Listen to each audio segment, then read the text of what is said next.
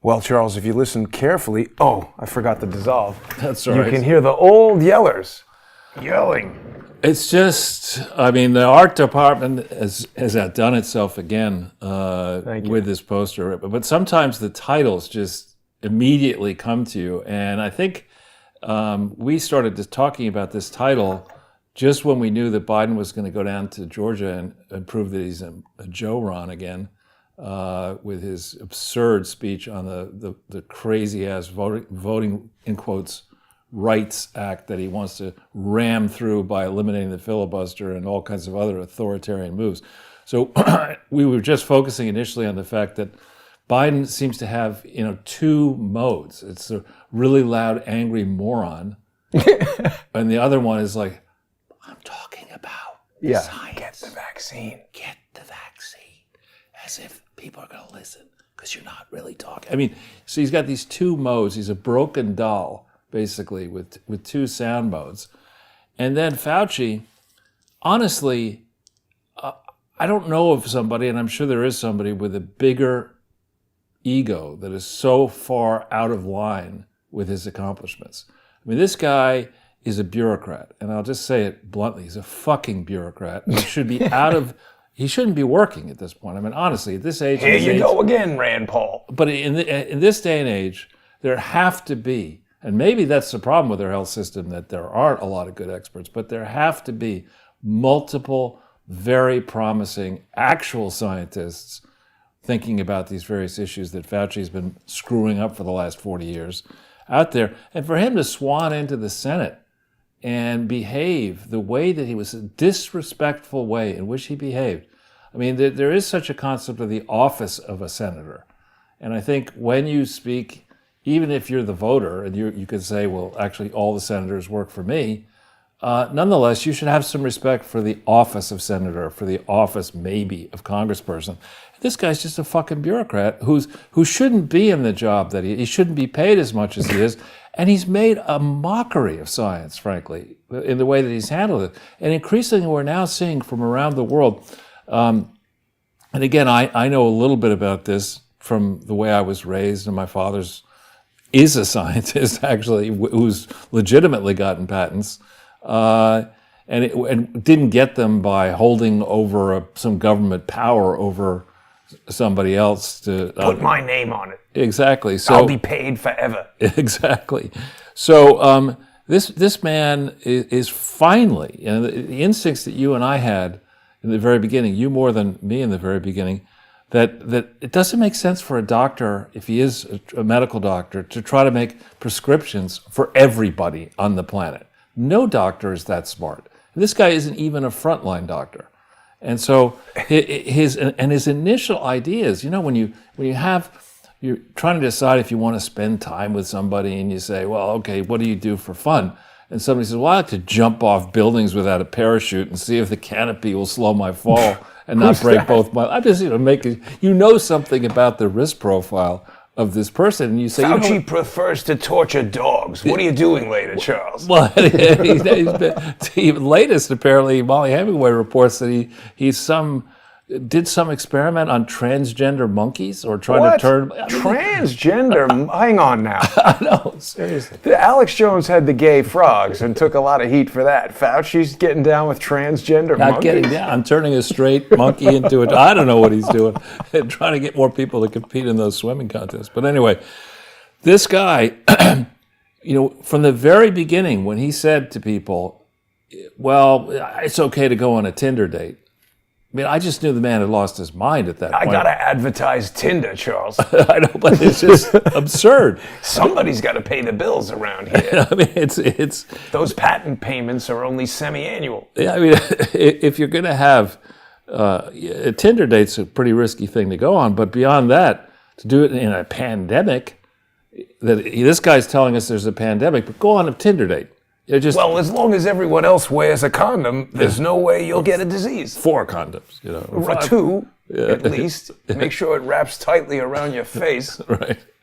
But here we have 2 old yellers, and we've talked about this in the past, but it's really crystallized a bit for me, that the generation of attention people who require constant attention and care and feeding is really the generation of people who made their mark, in theory, fighting for civil rights and other things in the 60s, but today are either on walkers or getting so much plastic surgery that they look like Michael Jackson. Michael Jackson. Oh, Michael Jackson, yeah. sorry, right. Right. And there's just a whole collection of people in their 70s who, when they were in their 20s, were telling everybody, don't trust anybody over the age of 30. And these people are now in their 70s, and they seem to have only one mode when they want to make a point, just yelling at you. I am sick and tired, says Hillary Clinton. Or, yeah, there we go. I mean, that's scary. Man, yeah, that is. You know what that is, Jason? What? That's bad. Yeah, exactly. That's really bad. If we could have the overlay. Charles, look at that. I watched Tucker's. I thought he was just kind of over the top, but this is pretty accurate. And it's just, there are people, and you see them, frankly, around New York City who are off. There's a woman, I won't describe her too carefully. I've seen them in Congress. Well, but there's this woman in Washington Square Park who in the spring and summer and fall, will sit out there looking like this, with like crazy ass makeup all over the place, not on her lips properly over here and over there. Ooh, I look good. And like wearing these retro clothes that don't really fit that well, and with a garbage pile next to her. That's what we have. This is the third, after the vice president, this is the... Could you imagine Putin with her? Oh, now it wouldn't be close. We need another cocktail. She's just always with these arthritic fingers all over. And Michael Jackson, I guess he didn't pay his plastic surgery bills on time or something. I feel very badly What for happened to his Michael Jackson. chin there? Right? If you go, presumably when you go in for plastic surgery, it's to fix a chin that looks like that. I think the problem that Michael Jackson has is similar to the problem like when somebody like Joe Rogan says, "Should I sue CNN?" I have a feeling lawyers are like, bing, popping up when he says that. Obviously doctors are supposed to say, well, Mr. Jackson, you've had 48 plastic surgeries already. It really would be a risk to your health and unethical for me as a doctor to do this surgery, even though you want to. Here are the negative outcome possibility. They're like, you're paying cash. Right. Right this way. That's right. But look at her eyebrows there. I've never seen anything like that on a normal human being. I have seen some of these kind of older ladies who shave and then draw on the eyebrows, and I don't get it. Clearly her husband is not answering correctly the question. Honey, do I look fat in this pantsuit? Honey, do I look weird with these fake eyebrows and lips explain the lips.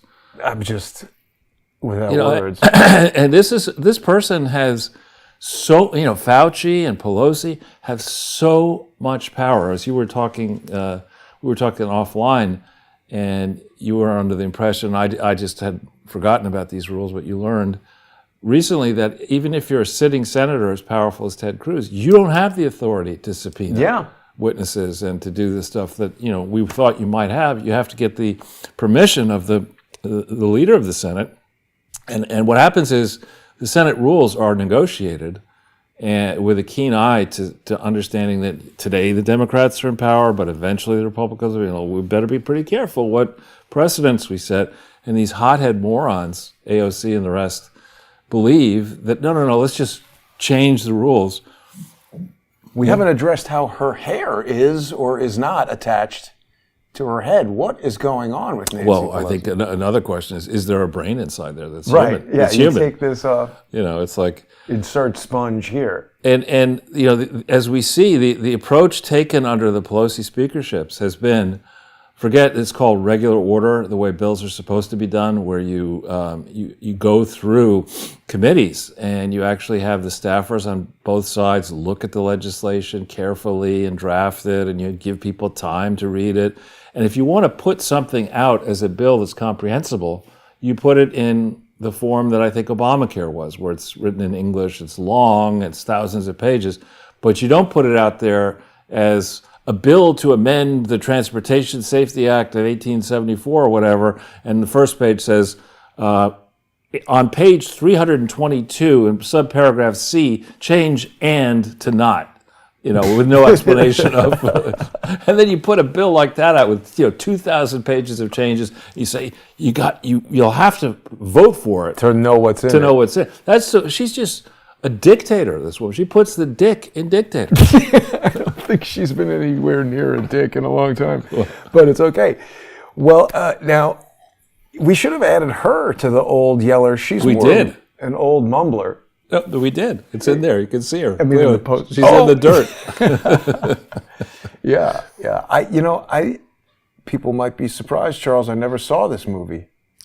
Oh, you're being modest. But I think the art department here, this is one of them that really, it's like fine wine. It gets better with age. If you had this up in your apartment, you had like 10 screens or something like this that were going around. You've reminded me of something important, Charles. And this happened a while ago, and I forgot to mention it. So Redbubble.com is a website that it's very difficult to create merchandise because fulfilling it and, printing it, the essential problem is that if you print it like 1,000, it's pretty economical, but then you need to store all that and fulfill orders one at a time. The thing that's nice about stuff like Redbubble is that it is a kind of like a print on demand thing. I will admit the interface and navigation is terrible. I want to punch them. It works. I can't even find my own store on here that easily. But if you go to redbubble.com and type in Crowdsource the Truth, you should be able to get to it. I don't understand who's designing these things. Why can't I just click on Crowdsource the Truth and get there? But the point is they now do posters. Oh, wow. So this poster, when you send them to me, I tend to try to see them on my phone, and all I saw were the big old yellers in the front. I didn't see. I thought this was just a cut of the original movie or something like that to link it in. I didn't see Hunter Biden there, and it's actually hilarious to see boot edge. He's going to have to shoot. And in the small world department, somebody I'm very close to actually just got back from his native Malta. I'm not going to say who it is, but had a great time over New Year's, and highly recommends Malta. I've never been there. And there you have Jill Biden, who is, I don't know whether Woodrow Wilson's wife had a brain left in her head, but I could tell you Jill Biden certainly doesn't. And the notion that she would be anywhere near a group of people trying to make the final call on what Joe Biden does is scary, frankly. Yeah. It is. But that picture of boot edge. He's shorter than that, right? This is in real life? Than that kid? Maybe. You know what the problem might be? It might be that we have to look for CS the Truth. I don't understand how people have these websites that are just so difficult to... It's probably done by the FBNI. I'll have to prepare links for people to be able to download posters. It's so frustrating. The internet, I'll tell you, Charles. After Al Gore invented it, it's gone straight downhill. If people go to redbubble.com and search for Crowdsource the Truth, you're going to get to some of this stuff here. And there's got to be... Is that AOC?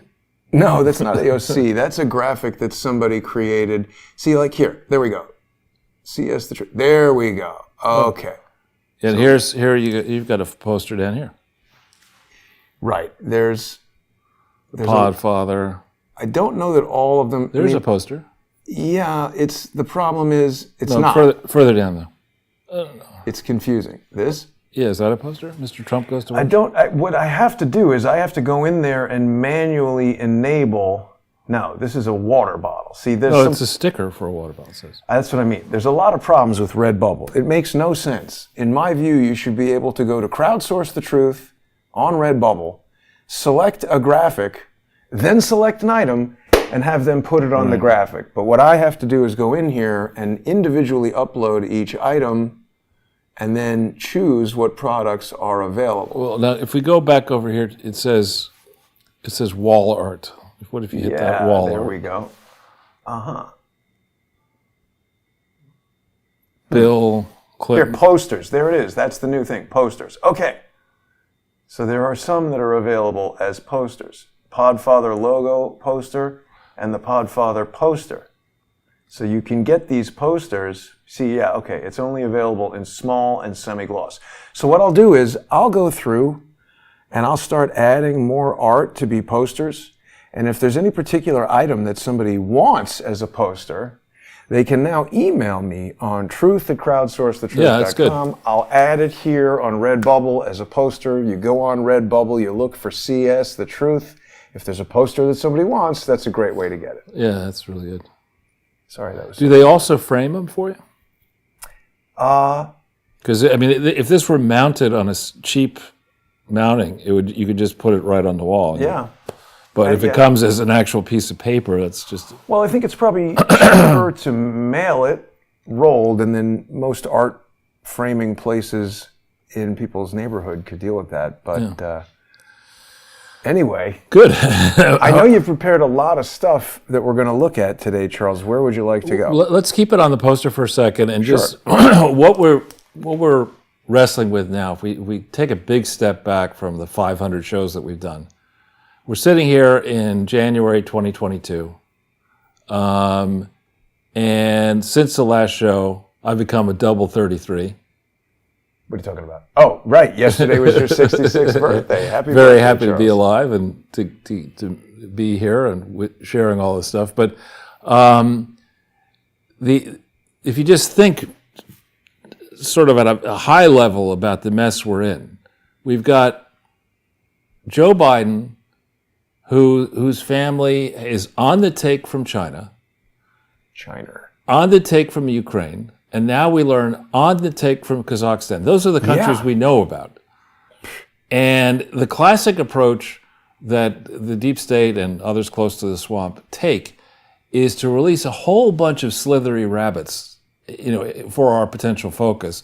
And the different people will run after all sorts of different rabbits, and they'll ignore the elephants, the gigantic Godzillas in the room. Right. And so what I want to do as we start thinking about Ukraine, China, and Kazakhstan is remind people what the Clintons were doing. And it probably predates them, but we need to go back in time and ask ourselves, what were the Clintons doing beyond what we already know about in China, in Ukraine, in Kazakhstan, and elsewhere as this global, unregulated globalism came to the fore. And to do that, what I want to start by doing, actually, is I want to introduce a new charity. So if we go... Oh, wait. Before we do that, Charles, real quick, I know you are a huge proponent of the Mrs. Bill video. And, a lot of Crowdsource the Truth videos are constantly getting taken off the internet due to malicious activities from social engineers. So people can now see this classic visit to the Chappaqua Data Center. If anybody missed this, one of our earliest collaborations there. But people can subscribe to the Sunday with Charles YouTube channel and see that and many other videos, as well as simulcasts of our weekly shows. Lots of videos on there. People are constantly contacting me, Charles, looking for old videos, so it's a bit of a hunt around the internet to hunt find for them. old videos. Well, but this is interesting, Jason, that animation, I think if you go up, it has now 493 views after 2 days. And when it was taken down, I think it was around, wasn't it 7,000 or something, 10,000 Yes. maybe? But it had been up for 3 years or 2 years. Mm-hmm. And my understanding of how this works, or is supposed to work, the shorter the video, the higher the viewership I think that's out the window, though. Is that out the window? Well, I mean, Joe Rogan has his podcasts that go on for 3 hours and get 11 million views, and maybe that's changed. But you and I do 2-hour podcasts regularly, but I think that this was suppressed early on. This is a very Saul Alinsky approach in that it makes Hillary look stupid as hell, and that she does that. Yeah, but it's simultaneously very funny. simple and extremely sophisticated. Well, I like the Barry Goldwater in the background. That's what I mean. There's a lot of good jokes, and then she bleach bits, and it's a whole. People who haven't seen it are going to want to check it out. Hillary has a little computer trouble here in Chappaqua. Oh, But no. wasn't Barry Goldwater a Republican? Absolutely. He was the one they slammed. I mean, they did that famous commercial with a nuclear weapon going, a kid worried about the future and a nuclear weapon exploding, and it was thought that it was outrageous that they did that. And yeah, that was a dirty trick, one of the early dirty tricks on TV. But what I want to start with, Jason, if it's okay, we have that list on the side. Well, actually, we could punch it in here if we put into go direct. Person's name, search term. Let's put in vital voices and see what comes up. What? It should be put it in quotes. Vital voice.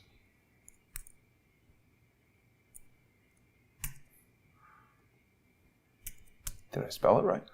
Yeah. Okay, this is, all right. Actually, can we go to the regular nonprofit Explorer, not this one? This is the advanced.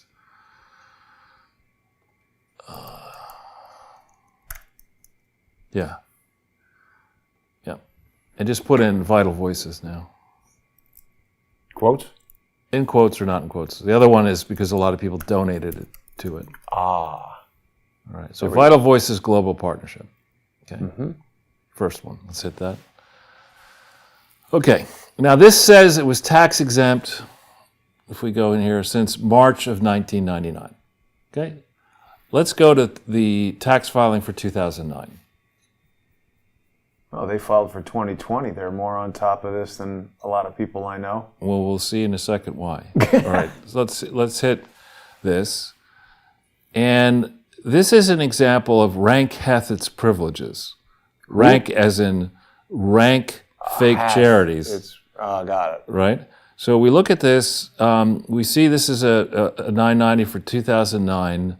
It was filed, once we get it bigger on the page, I'll be able to tell you, in 2010, probably promptly. Yeah, well, not promptly, late in 2010. November? Well, it should have been by the 16th, I think, or the 15th of 2010. So it's a bit late. Let's go to the next page. They're using Raffi. But it looks like a fifth grader signed it. She's the CEO. Sloppy handwriting. But the name of their accounting firm is Rafa. You know, I don't know if you ever heard of that singer, the children's singer, Raffi. No. Oh boy, he's just, it's one of these things. It's a child or? No, it's a guy who sings his children's. It's Isn't that weird? Sings song. Yeah, oh, very weird. So let's go to the, slowly through here. It says, do you have to file, and list the states where you filed, right? And you'll see it's coming up here. Yeah. List the states with which a copy of this Form 990 is required to be filed. None. This is 2009, right? How can it be none? Yeah, because it had to file. So let's go back further the other way, and let's look at the, or actually keep going down, if you would, and we'll get to the income statement. So here's some of the board directors. We're going to come back to this in a bit. This is a board of very well-connected people. Now look at the revenue, slowly. Total revenue of $12 million, of which government grants are 3, 4, 9, 6, 7, 7, 8. In New York, you absolutely have to file if you're this big, right? And they didn't, and we're going to show you, that they didn't. Letitia James in 2020 said anybody soliciting funds in New York, irrespective of the size, has to file. Right, but especially, I mean, this is, you'll see that they've gotten revenue in later years that get revenue from We the People, from the State Department. Wow. So this is a pretty big operation. So now let's go into the New York page. Charity bureaus, yep. And now let's just punch in Vital Voices. And let's see if they filed, when they started filing.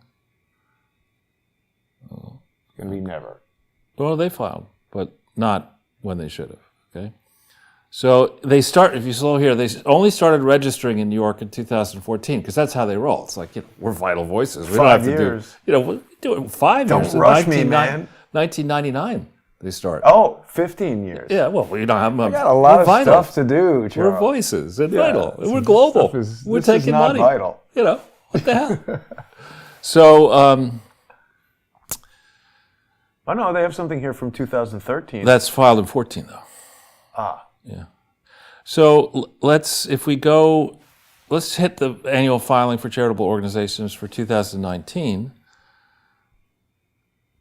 And we go slowly down this page. You're going to see this should get you to the government grants right away. All right. Total revenue is around the same. Look at these professional fundraisers. Nope, we didn't use them. Now look at these grants. But it all says not available. No, next page. Those are the fundraisers. These are the grants. Wow. Department of State, $2.8 million. Another $67,000. Another $569,000. So this is the template. What you do is you create a fake charity in a Democrat-controlled state that's in theory supposedly regulated in a Democrat-controlled state, and then you cause the U.S. government and maybe other governments to make donations to this charity, and then you use those donations to have parties and make people the honorary chair or the board chair or this chair, and they all are very fancy people. So in the list of filings, the thing that people can't see, you'll see, I think, the thing that I sent you. But wait a minute, Charles. What is that thing that the State Department is sending money to? Like, why are they doing that? Because these are vital female voices that have to talk. They need Chardonnay. So let's keep going. Yeah, here, let's look at this. Who we are. Who is this Vital Voices Network? Wasn't it? And it is a collection. I mean, here's the board of directors. Now, let's just start here for a second. Do you notice anything odd about this board of directors, Jason? All women? Yeah. Well, so and again, if you want to have if you want to have a women's club, if you want to have a club that is only gay men or only gay women or only this, that's okay. It shouldn't necessarily be tax exempt, and it shouldn't be. I don't want to rush through here. Sorry. So this is primarily women on the board, but let's start here. Upper left, we have Uma Abedin. Yeah. So, and Hillary is an honorary chair of this thing. Tina Brown created the Daily Beast with your man. Oh my God. With your man, what's his name? Barry Diller. Barry Diller. I don't know who Elizabeth Buchanan is. I think this is Mac McClarty's wife. He was the chief of staff for Bill Clinton. Oh my God. I don't know who Ashley Davis is or what West Front Strategies is. Here we have the chief EVP and chief operating officer of Howard. Now, wait a minute. This woman came up on Twitter yesterday, I think. Really? Dr. Tashni Ann DeBroy? Maybe. Nina Easton was married to somebody we were talking about in the last. She was the first wife of it was either of Carl Bernstein or was somebody like that. Was she? We can get into that. It might be on a different.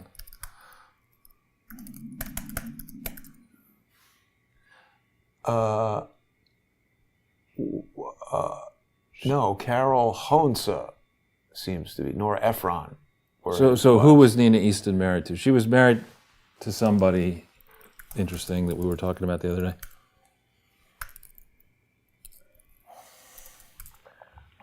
Russell Schreifer? And what was the second one?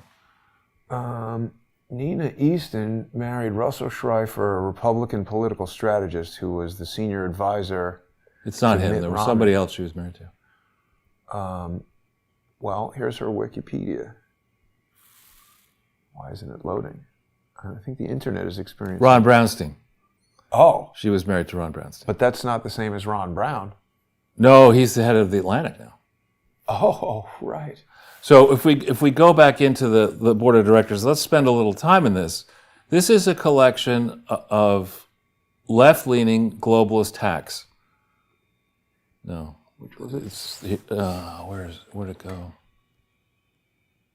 Board of directors. Yeah. Here we have. Do you recognize this person? Oh wow! I've worked with her. She was the She was Aunt May in The Amazing Spider-Man. She got really pissed off at the director because he was incompetent. Well, would you say that's a recent photograph? Well, I will say she looks remarkably good for her age, but no, that does not look recent. Isn't she like 80? And also, it was 11 years ago that I saw her. I mean, yeah, at she least was 80. in her 70s, I think, at least. Inaugural U.S. Youth Poet Laureate. Oh, this is this person who spoke at the Biden, who had the turban in her head. Oh, I don't think I saw that. Bread and Butter Ventures. I wonder who that is, what that is. Pearson is a very big UK public company. I'm not sure what the InMat Foundation is. 2 A's makes me think it's Scandinavian. Right, and then there's some interest, Donna. You don't think Ambassador Johnstone looks like he could be a stand-in for Ted Turner? Yeah. And look at this, Universal Filmed Entertainment Group Chairman. Who is Donna Langley? I've not dealt with her. All right, and I don't know what Geraldine Laybourne's. And how do you have a chair that's an organization that's Friends of Cancer Research? I mean, it's either cancer research Yeah, I got or nothing that. to do with it. I'm just friends with them. They're researching cancer. I just hang out and watch Netflix. Right. Well, speaking of Netflix, here's the CEO. Oh. With a childlike signature. I don't know who Suzanne. I originally saw this as Mess, but here you have the chief brand officer of P&G. That's a very big job at Procter & Gamble. So, I mean, these are people who have the ability to network in this unregulated globalist structure extremely well. Keep going, though, because there's some very interesting names coming up. But real quick, is this guy, the brand manager, the head of eliminating the satanic images on Procter & Gamble's logo? Probably not. They did that. They eliminated it? Yeah. Really? Because people said it was satanic. So they said, all right, we'll get rid of it. So I don't know what the NAGA group is or United Therapeutics, but to be president of the JFK Center for the Performing Arts, that's a big grifter operation. Is it? Oh, yeah, because it's a quasi-government operation. And you go on the board of there, and then you get preferred seating for all the galas and whatever. Give that to people. I hear you mention the word Netflix. Did you mention that recently? Yeah. Middle of this next line? I mean, this is a name. If you were to cast this person, Bazuma St. John is the chief marketing officer of Netflix. If you were to put that into a script, or maybe Netflix would do it, but this is an unbelievable name. Well, but it's got to be from some African nation, Bazoma, and then maybe she married somebody with the last name St. John. She's a beautiful lady. She is. I've never heard the name Bazoma before, so I just presume it's... Sure you haven't. I haven't. Oh, somebody from the State Department. Well, here. the Swig... Art in embassies. That's theft right there. Well, the Swig family, there is a very wealthy Swig family, so that could be who that is. Of course, here's Merrill Lynch, Puget Sound. And now, you recognize that woman? Oh, yeah, Furstenberg. Who was her husband? Barry husband? Diller. Right.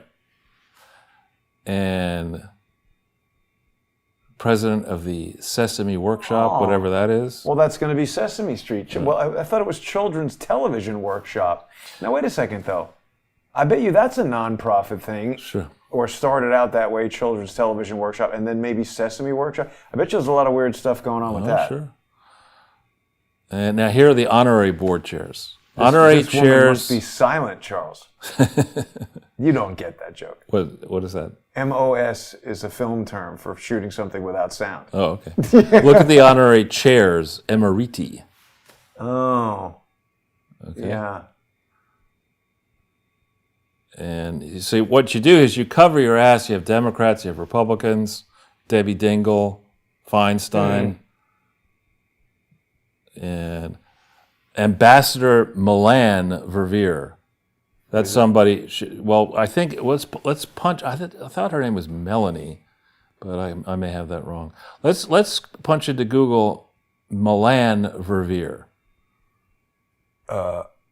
MELANNE. VERVEER. And again, this is not a monarchy that we live in, at least as far as I know. What is GIPS?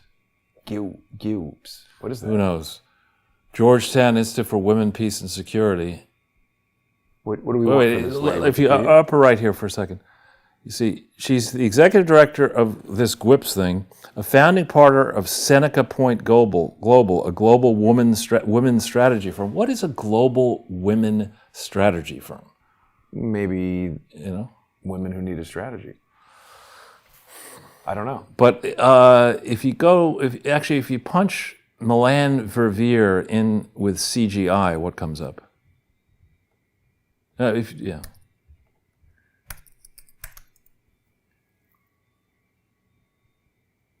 She's an ambassador at large. CGI 2010, Rainmakers TV. What is this? Making it rain, Charles. Right. We could use somebody like that. I think that she has had a lot to do with CGI Asia.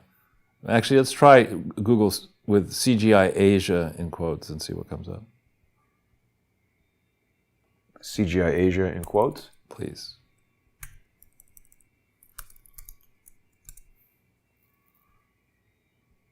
Minutes. From WikiLeaks. Yeah. This is later stuff. But I what's this here? Bunch of Chinese stuff. Yeah, CGI Asia meeting. Interview with the author, January 27th, 2007. It's thinking about it. Oh. Can it translate? Yes. What is Clinton this? Presidential Library opens in the storm. Just 2 weeks after Kerry lost the election and some in the Democratic Party. Who wrote this? Somebody Chinese. Guyan? Still think they were paying for Bill Clinton's sex scandal. William Jefferson Clinton Presidential Library and the museum opened in Little Rock, the capital of Arkansas, in the freezing cold and pouring rain. Well, Mel-Ann Verveer, however you pronounce her name, was, I believe, involved trying to set up the Clinton CGI Asia meeting, which occurred in December of 2008. So if we could go back in, Jason, to we have the Clinton. You have pulled down the CGI with Bill speaking at it. Oh no, that was YouTube. Yeah, not that Is one. that it? Bill Clinton. Okay. So here's Bill actually, and I guess I won't listen to it, but here's Bill actually in Hong Kong in 2008, in December of 2008. This is after Barack Obama has won. This is before Barack Obama has sat down with the FBI and explained himself. When did he do that? In mid-December. About what? About Blagojevich and about selling his Senate seat and what was going on there, and also I think the new Black It should have been Panthers. like, B-Rock, take it back first a little bit. What was going on in 1980? But here's Bill in this brown suit, over in Hong Kong. Imagine who was the first Secretary of State under Trump? Wasn't it Tillerson? Yeah, if Trump had sent Rex Tillerson, and Tillerson had the ExxonMobil Foundation. Does he have that? No. But I mean, if he had, or the Tillerson Foundation. Probably has something like that. He's worth $500 million, supposedly. That's what I mean. But so imagine the furor if Trump's nominee to be Secretary of State had gone over to communist freaking China between the election day and the inauguration day and dispatched, in this case it would be, the wife of Rex Tillerson, to go and hold a 2-day conference where you've got all these Asian grifters. Imagining the Fuhrer. Imagining the future under, you can imagine just how much Sturm und Drang there would have been back in 2016 if Trump had done that. But in the case of Bill Clinton, now he gets to go over there and do this kind of stuff. And, if we can go back to the picture of Bill speaking, I mean, he's talking there, I would guess, about his various accomplishments. There is, and you see this banner, the Clinton Global Initiative, there is no such thing. There is no legal entity called the Clinton Global Initiative on December 2nd, 2008. There never was, at any point, a legitimate tax-exempt entity called Clinton Global Initiative. Why does nobody but us care about this, Charles? I don't can't know. get I guess we're stupid. anybody's attention on this, and it seems like so many people who run these tax-exempt organizations, which all of our tax money pay to subsidize, they just break the law like crazy and nobody does anything. Right. Except for cover it up. Right. So if we, I forgot to ask you to have open corporates at the ready, but if we can go into open corporates and put in the name Clinton Global Initiative and see what comes up. Okay, now mind you, this is just 200 million companies. It's not every conceivable global. It's not every conceivable company on Earth or in the universe. And here we see there are two very unusual entities that pop up here. One is the Clinton Global Initiative Asia Limited, set up on December 28th, 2007, and liquidated, or whatever. If you hit this line, this right here, you'll get the entry, the company number. So if you're John Durham and you want to understand why Barack Obama and Bill Clinton and Hillary Clinton are so desperate to make sure that nobody looks over the Barack Obama presidency and the Bill Clinton post-presidency, here's a reason. They had set up a company on the 28th of December 2007. George W. Bush was still president. We didn't know the election results for 2008. But they clearly, at the Clinton Foundation, they looked ahead and they said, you know what? We have got to take this global theft initiative on the road. And I mean, we got the Olympics coming up in China. We know all eyes are going to be on China. We know through our context that the Chinese are going to braggadocio like crazy about how much better they are managing growth than we are. They're a nation on the rise. We're a nation on the decline. We'll send our people out there, make sure that we have a gigantic grift fest, because we know Hillary's going to win. Hillary had announced for president January 20th, 2007. So we fully expect that Hillary's going to be the president. We'll set this up. We'll plan this in advance. We'll have this CGI Asia meeting in Hong Kong, and we'll be able to line our pockets to it fairly well. So this was set up on the 28th of December, 2007, and had to ultimately be dissolved as people started looking into this and saying, now, wait a minute, we can't admit that we had a whole bunch of grifters over there in Hong Kong and advanced people going around Asia and trying to say, look, if you want to sit next to Bill Clinton at this grifter initiative, you're going to have to come up with some big stuff here. Not just money. I mean, we want hookers, we want blow, we want whatever we want.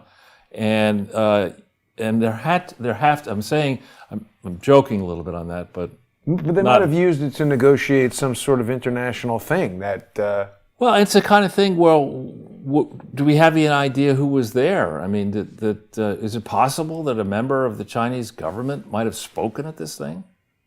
I think your instincts are pretty good. So let's go back to the list of, let's hit this CNN story. I shudder to hit a CNN story. Is that it? Yeah. Yeah, through all the sessions and workshops of the Clinton Global Initiative, the financial crisis was undeniably the elephant in the room. I mean, you go back to 2008, that's when I was exposing GE. I mean, that's when I was on television constantly, right around this time. And people were terrified. They thought, big guns thought the financial system might completely fall apart. So, and who knows what Obama was going to do. And here's Hillary Clinton announced to be the Secretary of State. It's definitely worth paying whatever you have to pay to Bill Clinton and the Clinton Foundation pukes to get in the door and understand through Bill and through the people there what in the hell the Obama administration might be doing. But if you see here, look at the very top of it, who spoke? Where does it say? In the headline. China's foreign minister. Oh. Yang, so the existing equivalent of our Secretary of State, spoke at the Clinton Global Initiative in Asia. And you don't think that the CIA and the NSA and a bunch of people had an interest in all the emails that must have been flying around the world? How do you know they're not behind this? Well, but my point is... Bubba's words of wisdom. Never pay a hooker with a credit card. The triple bottom line. Oh, yeah. Always have $1,000 cash in your underpants. But the point is that, these missing emails that are the subject of the hilarious animation that you referenced early on here, I mean, what people have fallen for in the missing emails is, why would you start January 2009? Say that's what you care about.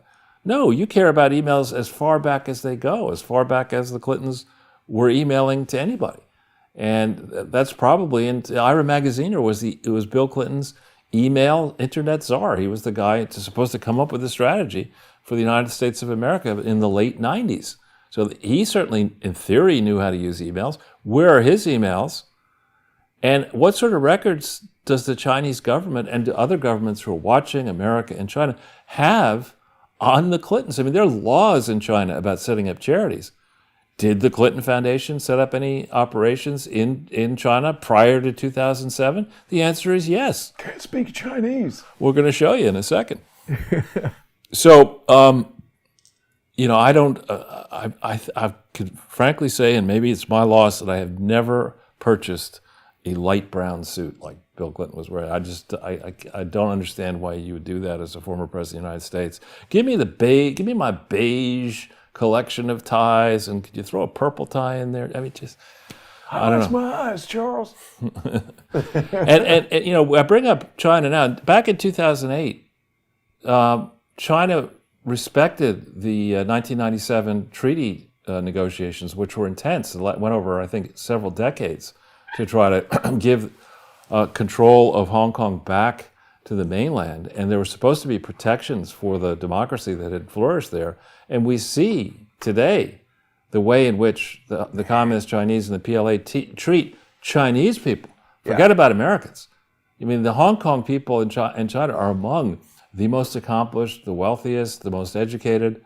And look what they're doing to their own. They shut down newspapers. They've shut down dissent. They've taken over the legislature. They've broken every conceivable important piece of that treaty. And we're supposed to negotiate with them?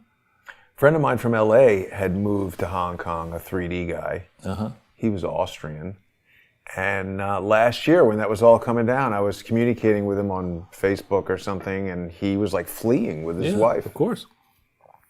So let's go a little bit into the background of the Clinton Foundation operating in China. So we have that list of links. Yeah, if we go to the very beginning of it. Okay, the first one here. Okay, this is interesting because this is from September 7th, 2005. Okay, at that time there was no Clinton Foundation HIV/AIDS initiative. It had never been lawfully organized. Many people had donated to it, and by April of 2005, the Clinton Foundation had decided it would be a great idea to gut its integrity by attempting to change the name April 23rd, but failing to file the paperwork correctly for articles of incorporation, and then not having any bylaws for the main Clinton Foundation. So that just destroys the tax exemption of the actual entity. I mean, it's like basic housekeeping. If you want to have a house, it needs to have a roof, and it needs to have walls and windows. It probably, in this climate, should have a basement. Inside of it, it needs a heating and cooling system. It needs water. It needs toilets. It needs a kitchen, all this kind of stuff. And they just say, you know what? We're going to give this piece of shit to the National Archives on November 18th, 2004. Then we're going to take off the roof, put garbage into the basement, break all the windows, and go around the world letting grifters take their theft initiatives on the road. I mean, it is a gross dereliction of duty that is in the public record. And here, this is, mind you, this is a press release from the Clinton Foundation bragging at the time about what they were doing. But look at this, Jason. It says, launched June 20th, 2005 with an MOU. Wow, it even says that. Right. This is the Clinton Foundation. And then look at this. Going further back, accomplishments of the Clinton Foundation. There is no Clinton Foundation HIV/AIDS Initiative China program. There just isn't. But there's no space here either. Yeah, but they say they signed this memorandum of understanding. So if you're John Durham, not too complicated to go and say, all right, Ira Magaziner or whoever's left of the Clinton Foundation, give me a copy of the freaking April 29th, 2004 MOU. And then you go into the FBI file, the investigation of the Clinton Foundation, which was ongoing at this time. Did you idiots at the FBI know anything at all about Bill Clinton signing Federal Bureau of Idiots, right? Signing this MOU. It's not the first one they did. You know, there's no tax exemption for this Clinton Foundation HIV. And when you look up the rules in China, it's sort of this, similar to Russia. They're very scared in China of NGOs.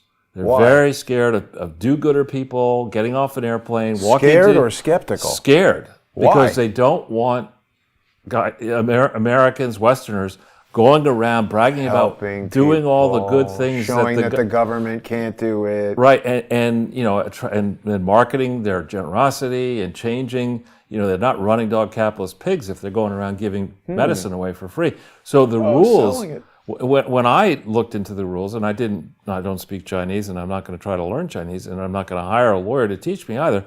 But what I could see, about Chinese law. Oh. I did talk to a good friend who's based in China, and he Because that would be an expensive English lesson to hire a Chinese lawyer. right. But anyway, this person explained that you can't operate a charity everywhere in China. There are only certain places, and you have to get permission of the local government and the federal government, and you've got to file paperwork, you've got to make representations.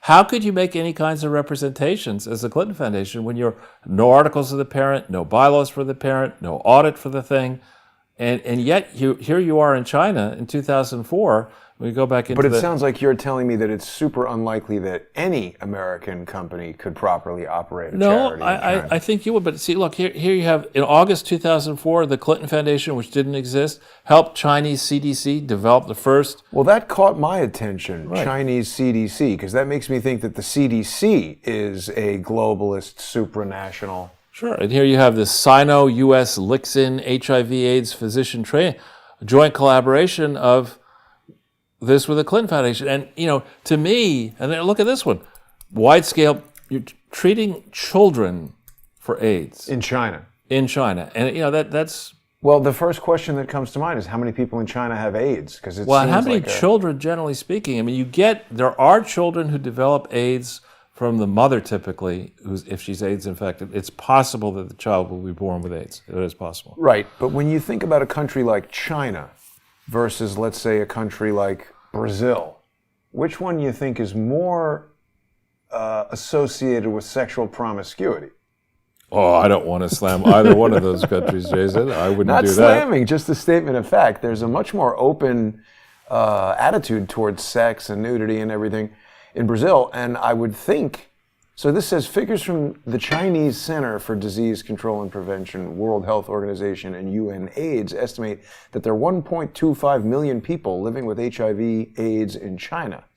Now, But just going back to that press release, Jason, yes, you know, we see here they're treating kids in China.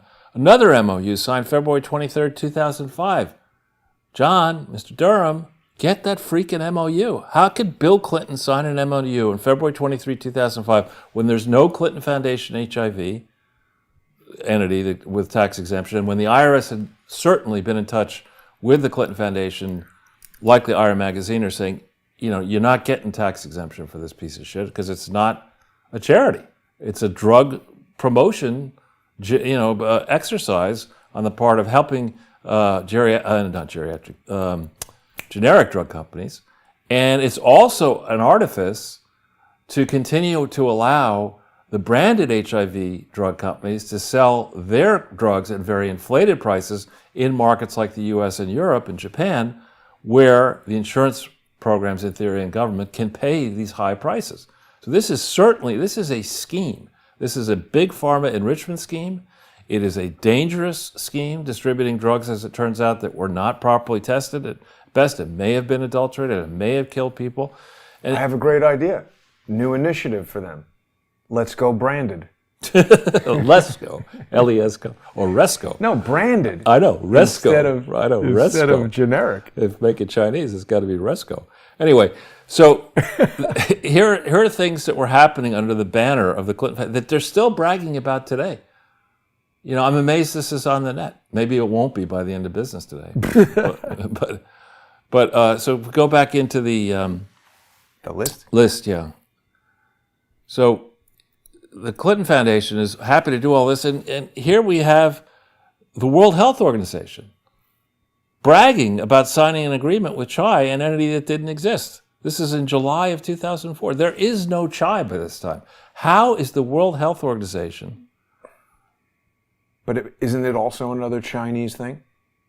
Well, at this point, yes. But look, this sounds great. You put this in whatever med tech, whatever that is, and it sounds wonderful. The 9th of July, 2004, here's this Bill Clinton. He hasn't even built his library yet. He's signing agreements here. He's going to help. This claims there are 800,000 people with AIDS in China.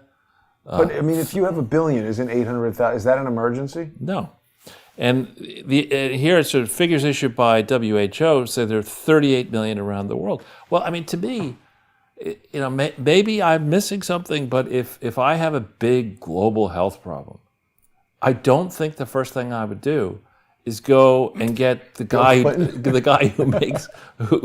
whose daughter thought it was funny to tell everybody that he operated the French fry machine at McDonald's. I wouldn't go to somebody and I wouldn't belittle the job of actually handling a French fry machine, because that oil gets extremely hot, right? And you have to put the fries in. Watch people put the fries, and then they cook. You take it out, and they're very hot. So it's not that. I don't think Bill Clinton could do it. They have robots doing it now. I don't think Bill Clinton could be, the sous chef in charge of McDonald's French fries. But the last person I would put in charge, sous chef at McDonald's restaurant. The saucier at McDonald's. He's handing out the packets of ketchup, barbecue, honey mustard. But that's not who I'd go to fix this HIV and AIDS problem, and that's in essence what they've done. You have an absolute bounder in Ira Magaziner. This is what? A bounder, like a flim-flam man, who is I don't know how he ever actually made any money. Maybe he came up with something legitimate. But he spent a lot of time as a consultant. And as a good friend of mine, a mentor of mine, told me when I was in my early 30s, he said that the definition of a consultant is somebody who's from out of town. Right. Because he comes into and he spouts off a whole bunch of bullshit. And then, I got to go back to South Africa. I'm saving people, fighting AIDS. And when you go through the list of projects that this numbskull has been associated with and honored for, virtually every single thing that he has done is a fuck-up. And in some cases, a monumental fuck-up. So that's not the first person. I wouldn't go to the sous chef for McDonald's as chair, and this dude is chief policy officer, and then start letting him flap their wings around the world, rushing around like, whirling dervishes, claiming, I can't answer your questions.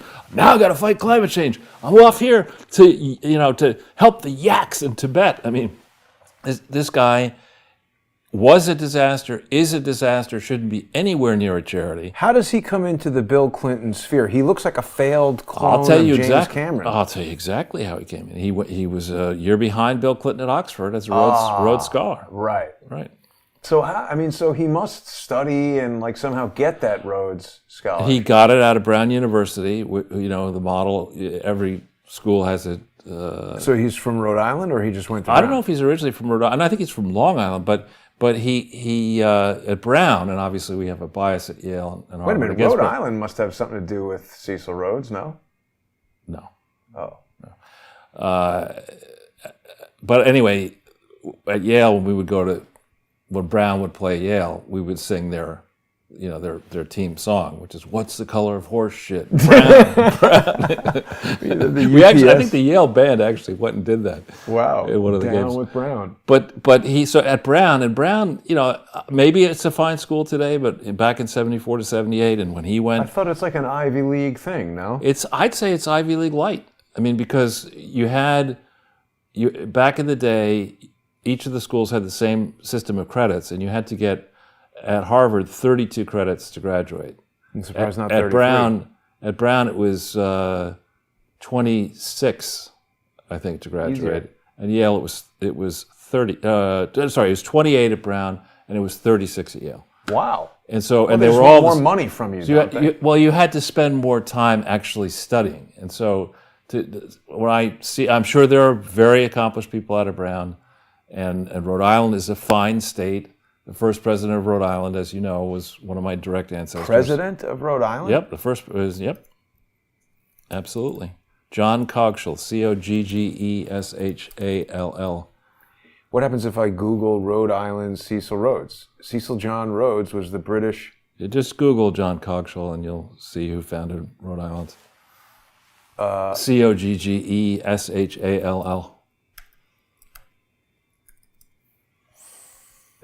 It says... If you could put it up on so I can see it. Wikipedia. Yeah, that's him. It says... First president of all 4 towns in the colonies. When's the last time they had a president of Rhode Island? That's the only one. We should make Joe Biden the president of Rhode Island. No, that's an insult to my ancestor.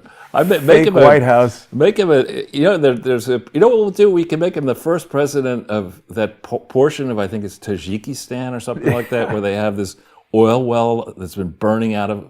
Oh, the gates of hell. Let's make him the first president of that.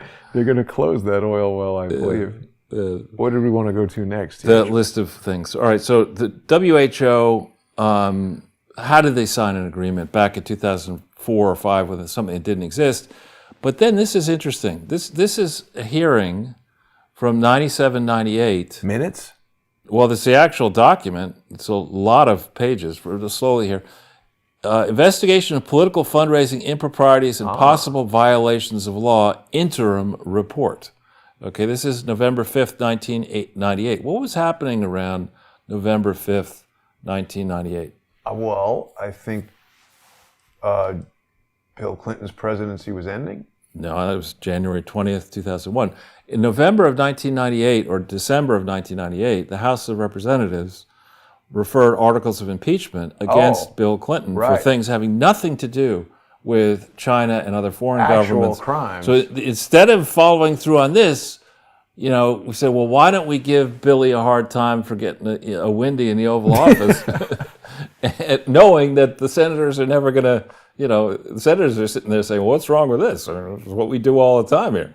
Are you getting impeached for that now? Let's keep this on the DL. Right.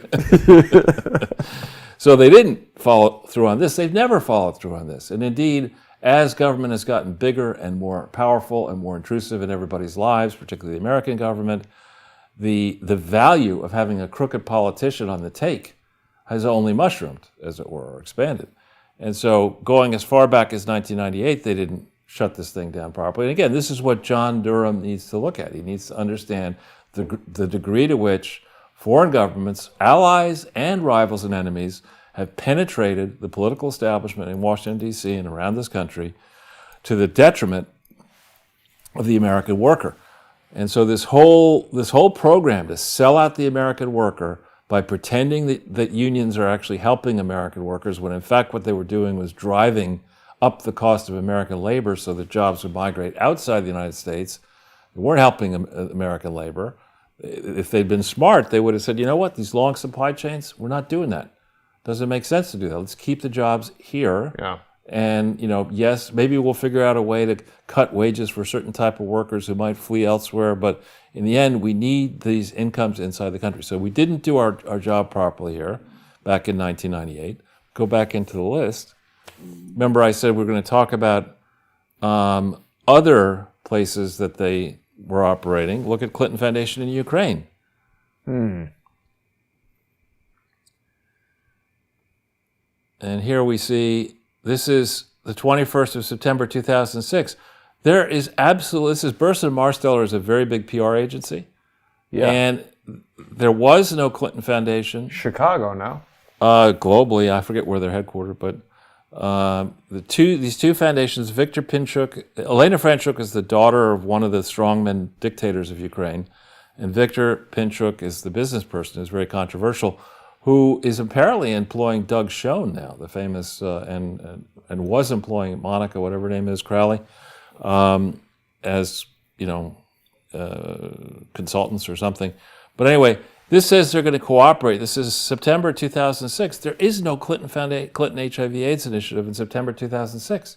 So what are these, powerful people saying that they're going to spend $2.5 million working in league in Ukraine with an entity that was set up to operate a library and research center in Little Rock, whose paperwork is a disaster, who probably hasn't filed legitimately to do anything anywhere outside Little Rock, let alone in Ukraine.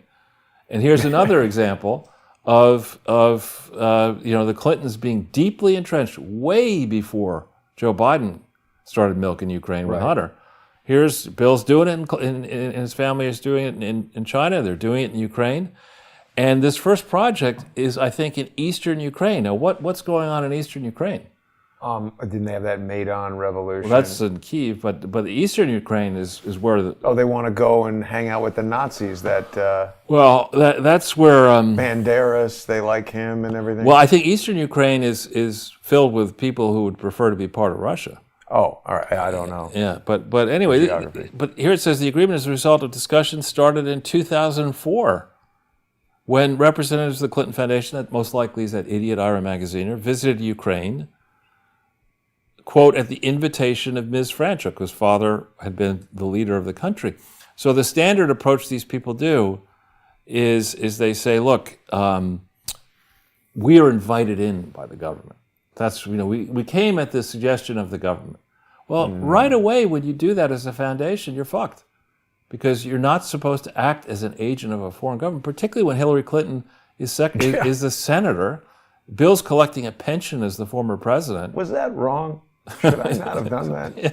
And here's this, the work continued in 2005 when Bill Clinton himself, went to Ukraine with another MOU. Mr. Durham, where's this MOU? And as we know from the work we've previously shown to people, every time an MOU is entered into amongst governments, an angel gets its wings. There's a lot of additional side memoranda and emails, and who's going to attend the signing ceremony, and should we serve chicken Kiev at the thing, or should we no, not in Ukraine. That'll insult them. Or should we serve grits, or whatever Clinton likes to eat? No beef stroganoff in England, and no chicken Kiev in Ukraine.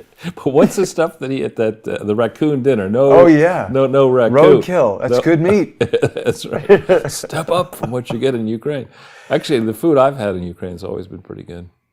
Terrible when I went there. But here's a quick thing, Charles, not to be ADD, but I can't help it.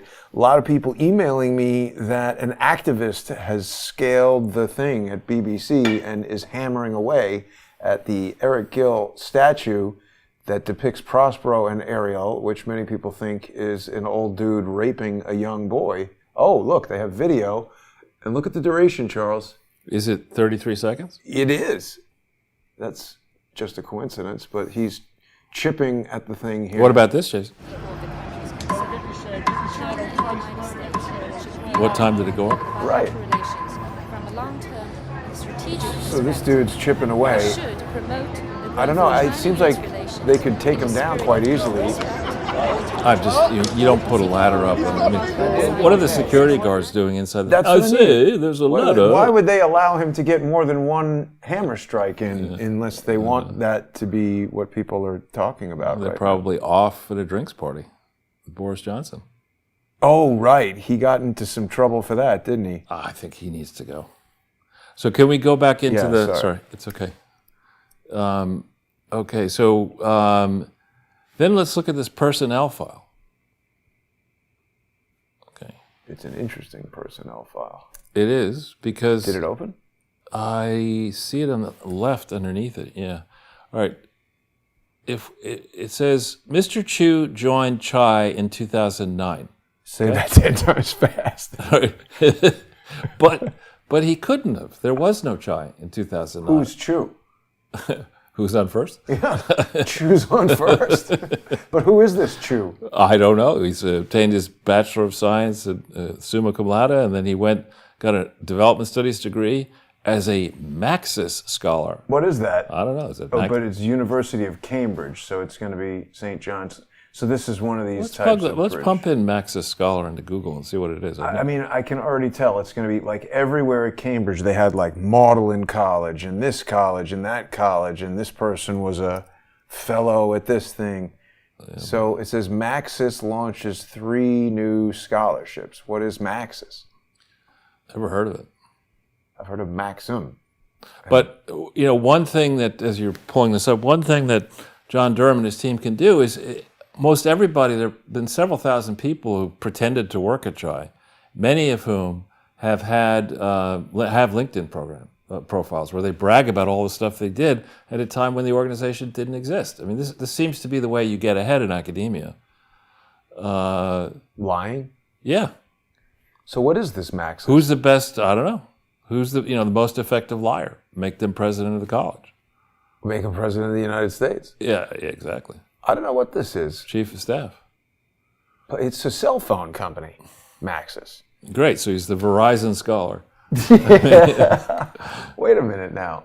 You can get 256 gigs and 0 barriers. What if you hit? What's RM? Is that Indian? This could be RM. Might be Mauritius rupees. I don't know. Let's see. Here you go. Address? About Maxis. It's publicly traded. Let's see. Here we go. Here's the detail. About Maxis, we're going to tell you Pretty slow website. Fuck all. Oh, here's the annual report. Malaysia. Malaysian ringgit is what that is. Where'd that report go? Yes, it'll take forever to go through this. Yeah, I don't know if this is relevant, but they're giving scholarships. Yeah, I mean, look, on the one hand, I think it's good, perhaps, to have more scholarships. And I don't know a thing about Mac. Here's the chairman. Let's see. I don't think Message from the chairman. I don't think this is a real annual report. Yeah, it is. Raja Tantri Dato Seri. Raja, I think, means Lord or something like that. So maybe this guy's legitimate. I don't know. The CEO, Gokhan Ogut. Where's he from? I don't think he's from Malaysia. No idea. That's like a Turkish name or something.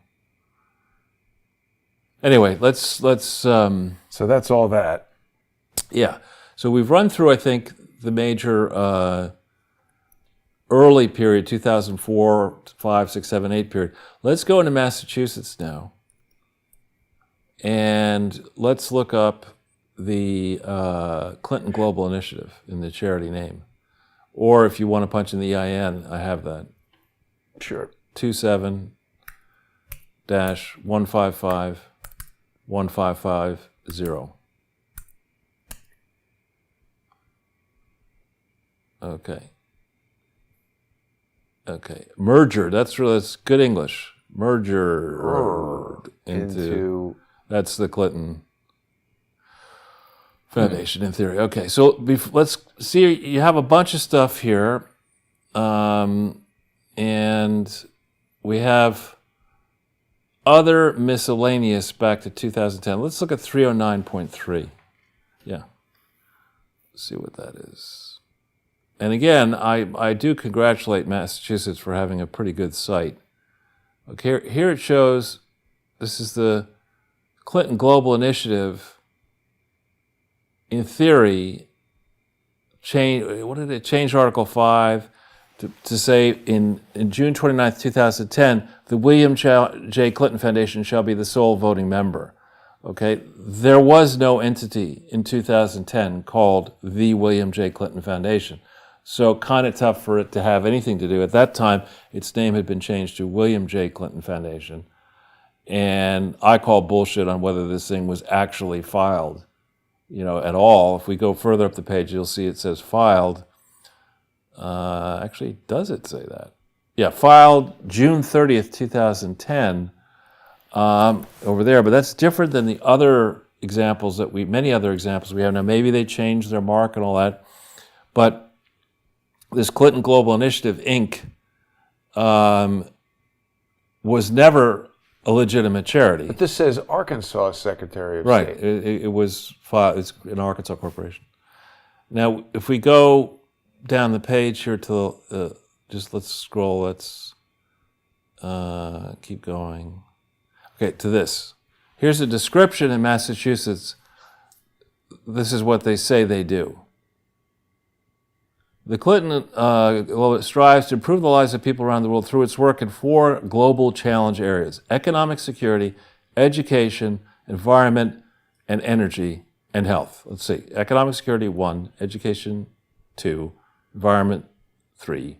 Energy, 4. And health. That's not 4 sectors. But anyway, none of that sounds to me terribly much like a charity. Right? I mean, the economic security is, you need another million? I mean, it's like education is not necessarily charitable. You have for-profit education. Right. Well, let's not go too quickly here. And mind you, at this time frame, the Clinton family is being paid ultimately $17.5 million Laureate? by Laureate for Bill to be the honorary chair of a Education and financial security. For himself. Win-win. It's a win-win. Yeah. So that's obviously, and clearly if you're going to claim that you're involved in charitable activities, there should be a little footnote. And in my spare time, I took $17.5 million for doing nothing and got to go to all these campuses Gave and $1,000 screw all these to women, Chelsea. Pay for a wedding. But anyway, environment, again, you have plenty of windmill companies. They're not doing that work for charity. You have the grifters who are doing the windmill projects around the world, who are getting World Bank money together to finance this and that. That's certainly not charitable. The energy business I don't think there's anything in the energy business that's all that charitable. And health, a big piece of the health sector in the United States is certainly for profit, whether it's the insurance, whether it's the drug companies or whatever. So this statement is, again, it's word salad. It's just bullshit that nobody seems to check. And it's self-indicting. And it's obviously not a charity. And by the way, as we're going to show you in a second, the Clinton Global Initiative had its articles were adopted September 9th, 2009, but its bylaws were only adopted in August of 2010, which means that the September 2009 meeting that Barack Obama addressed, there was no entity.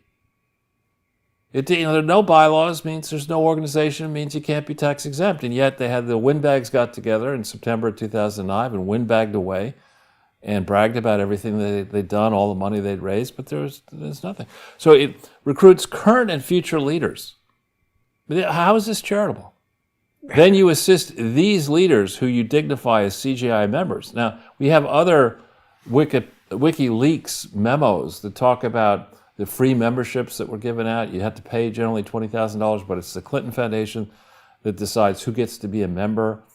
And this is just virtue signaling. You can't come to the CGI annual meeting, Jason.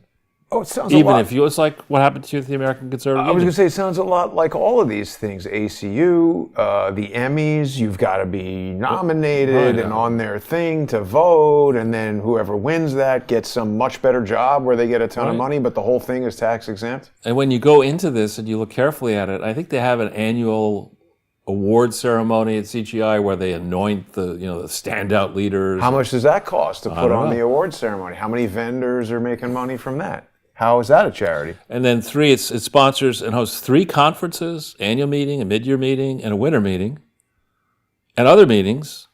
You see this in 3, to enable people to engage in discussions. But this is the template, right? You could sink so much money into a meeting like that. You could just give out a couple $100,000. Which is what they do.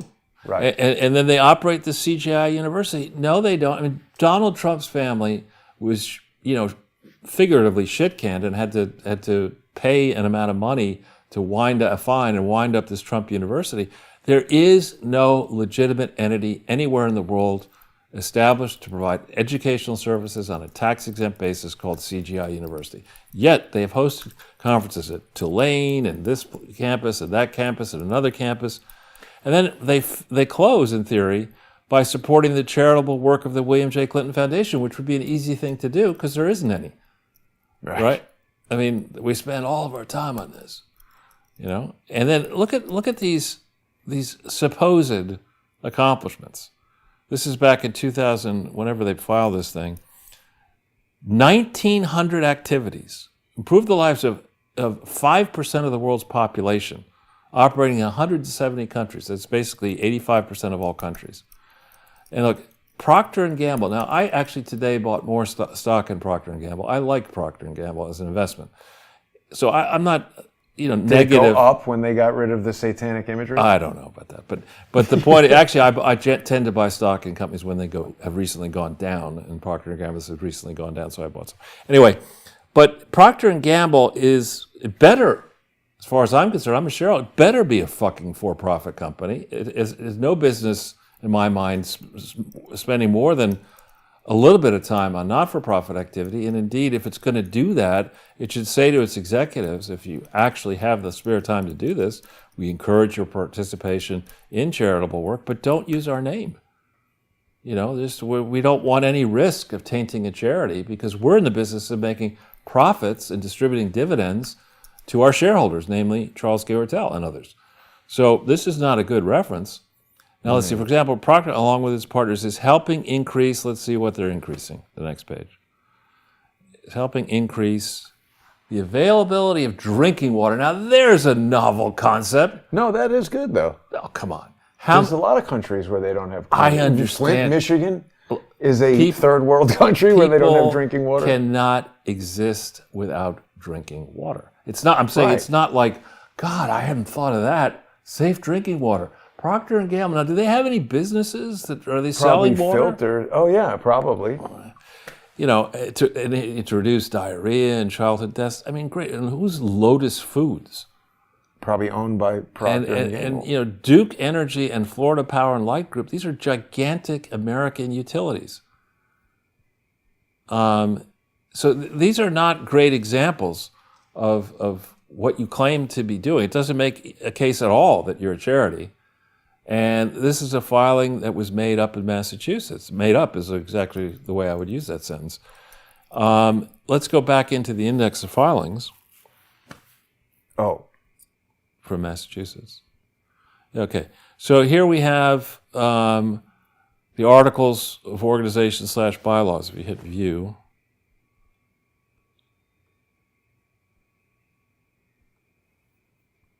How do we get back to that? Okay. Yeah, bylaws, and go to the final page.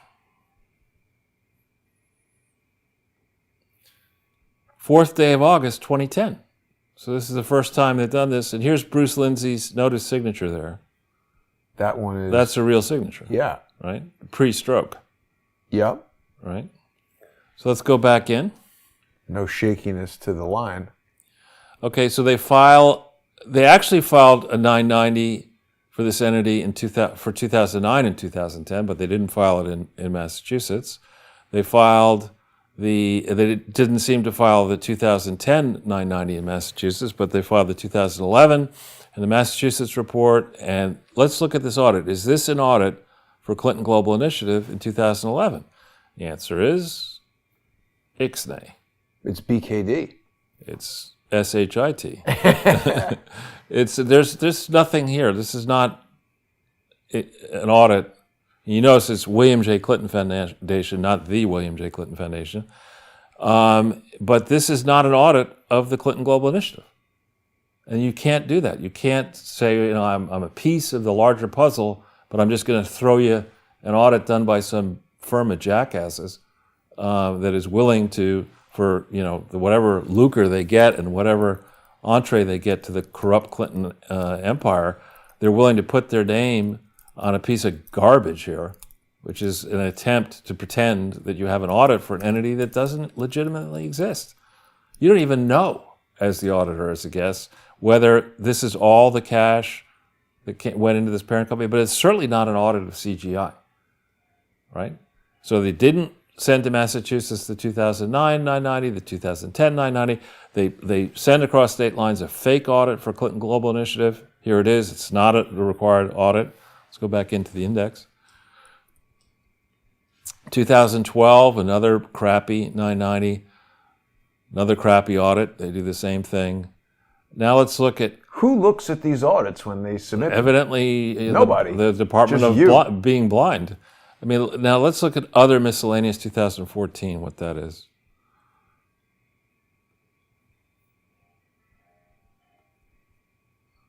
We have a steel mill outside, Charles. You hear that? Exactly. This is a list of the people who are, in theory, responsible for the Clinton Global Initiative. I think if you go down the page, there's... Hey. Yeah, the genius. Robert Harrison is a friend of a friend, and he's a Rhodes Scholar. But this looks like a movie I directed in high school, where it's written by Jason Goodman, edited by Jason Goodman, directed by Jason Goodman. Why is it all that guy's name? Right, and I call bullshit on whether this was the bank account that Clinton Global Initiative actually used, because they were operating in Hong Kong, they're operating here, operating there. Is it only these 4 pages? Okay. I think so. So let's go back in. Oh, no, wait. That's it, yeah. States were registered. Now, this isn't true. Okay? They registered in other states, and they failed to... and let's look at this for a second. Where was the Clinton Global Initiative annual meeting in 2005, 6, 7, 8, 9, and 10, Jason? Where was it? I don't know. Well, I don't know. Where are we? New York? Yeah. Oh, right. Remember, it's at the time of the UN annual meeting, the General Assembly, that's when they had the Clinton Global. So in 2005 for me to remember all these through things. 10, the biggest thing that they do was in New York, but their approach to filing in New York is fuck that. We don't need to. Where were they doing it? At the Hilton Hotel. Oh, really? Yeah. Why don't we go talk to them? Wow, I'm sure it's closed last I looked. That's true. It is closed. So let's go into the index again, because I think there's something else I want to show you. In the other index for Massachusetts.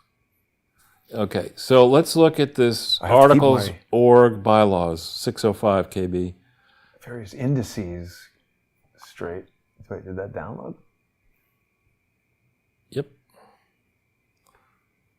Where is you?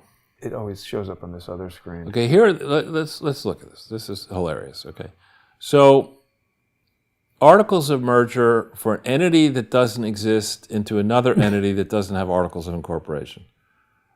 You know, and again, it'd be one thing if Bill and Hillary and Chelsea were trying to set up a lemonade stand on the corner of 34th Street and 8th Avenue. I mean, $6 a glass. $25,000 a glass. Didn't those little kids have like some outrageous price for exactly. It's like, wait a minute now. 20,000 bitcoins. Anyway, so this is something that you look at this and you say, you know, this is dazzling. This is impressive. The seal. Look at the seal, yeah. It's got to be something. It's, you know, Mark Martin. It's got things on it, you know, and whatever. Consonants. It's great, you know. Yeah. But then you look into the law in Arkansas. Oh. And the law in Arkansas says that the role of the Secretary of State is only, quote, ministerial, meaning that they don't look at any of this. You can't rely on this document. They all say that, actually. Not all of them, but many do. Yeah. They haven't checked it. It doesn't indicate authenticity or something like that? Right, and so the laws, I'm not sure exactly when they were changed in Arkansas, but the laws were changed, which required a truly tax-exempt entity. That's in my head. It's just buzzing. What is that? I don't know. It's a buzzsaw. I'm trying to get the shots lined up. So someone's putting their face into it. Yeah, exactly. But so there was a change in the Arkansas nonprofit corporation law that said that when you did stuff like mergers and made significant changes, you had to get the judge in the district where you made these changes to sign off and say that you're still a valid charity.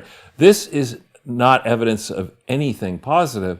And the fact that Kessel and Hillary eventually and Chelsea and Bill would let, and other trustees would let this piece of garbage go across state lines into Massachusetts to say, oh, no, we merged this Clinton Global Initiative, we merged it in.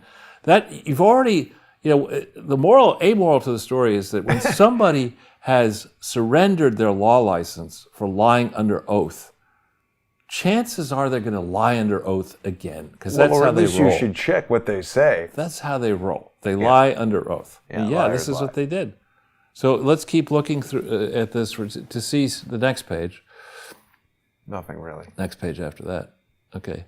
So, you know, this looks like it was filed. It says filed on the 20th. On what does it say? The 7th at 223:48 at the top there. Does it? Yeah. And that looks like oh yeah. You see, this is how it normally looks. The other thing that we fax machine. Yeah, but all the other I've retrieved and others have retrieved many filings from Arkansas, and they tend to have this approach as opposed to the one we showed you, the other one where the thing was on the right hand side. But you look at this; these are articles of merger. and they're saying, the entities are saying that there's two entities, William J. Clinton Foundation and Clinton Global Initiative Common Inc. Now, I remember as a proofreader and ultimately as a banker and ultimately as head of the merger and acquisition department of a pretty large operation, what you do in the first and second paragraphs here is you say the name and jurisdiction of the surviving corporation is William J. Clinton Foundation, a duly organized and validly operated Arkansas or a nonprofit corporation under the laws of the state of Arkansas, or something like that. You don't see this duly organized and validly operated. And to the extent you're trying to pass off this piece of shit, two pieces of shit, as being legitimate charities when they're not, that is an act of deception, which is actually a separate thing that a statute you're breaking in Arkansas and across state lines federally and around the world. You are passing off these two entities as being legitimate. Neither has legitimate articles of incorporation or bylaws. Neither has been validly approved by the IRS. Neither has made the filings that are required under law.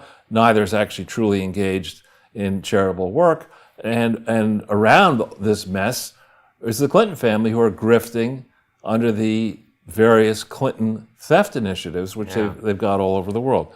So, we could go into this and score a lot more points, but I don't want to be the coach of that team, the basketball team that just got in trouble for winning some game 94-4. But if lawyers are to go line by line, anytime you see Clinton Global Initiative and William J. Clinton Foundation, it's all rubbish. They say they adopted a plan to merger. An organization has to have bylaws. Bylaws determine how the organization operates and would stipulate most likely how the merger would work. There were no bylaws for a long period of time. As they claimed they were tax exempt, when they put their application into the IRS, supposedly, they weren't an organization. And they know that. The IRS knows that. What happens, Charles, if I apply for a job at the IRS and just be in there like, hey, has anybody seen this? They're like, you're fired. Fired. How do you get hired to work for the IRS? Will you promise? I mean, you go into the room and they, take a knife and they cut your stomach open or whatever, and they give you a bottle of tequila, and then you swear on your blood that of your family that you're not going to reveal how they actually work. Yeah, there's like 12 people working there who only audit Donald Trump. Right. The whole and everyone else is watching agency. Porn.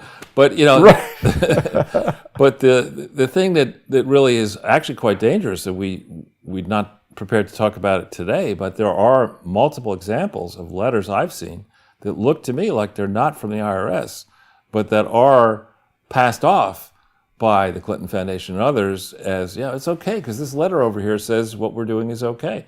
But the letter is very suspicious, and a number of these letters have been shown to real people at the IRS who say these are not legitimate. Well, how do they just say, oh, they're not legitimate, we're going to lunch, rather than they're not legitimate, and by the way, you're under arrest? Well, because I think the way it works when you're inside the IRS, I think it's rotten to the core. I think the Department of Justice is rotten to the core. The FBI is rotten to the core. So, I mean, we've got corrupt judges, corrupt DOJ, corrupt FBI, corrupt NYPD, stupid mayor. What are we going to do? We're not going to be happy. Now, let's unless the public rises up. Let's go back into the New York State and let's see if we punch in to New York State. Search, I think, is, let's go back a page and let's punch in, take out Vital Voices, please, and then put in 27155-1550. This is New York, where they did operate and where their headquarters effectively was. Let's see if they have any filings. Oh, no, we don't do no fucking filings. You get the red line. We don't do that. Now, it's possible. I have seen sometimes when you punch in information for an entity and you use the EIN, sometimes nothing comes back. Sometimes you put in the organization name and nothing comes back.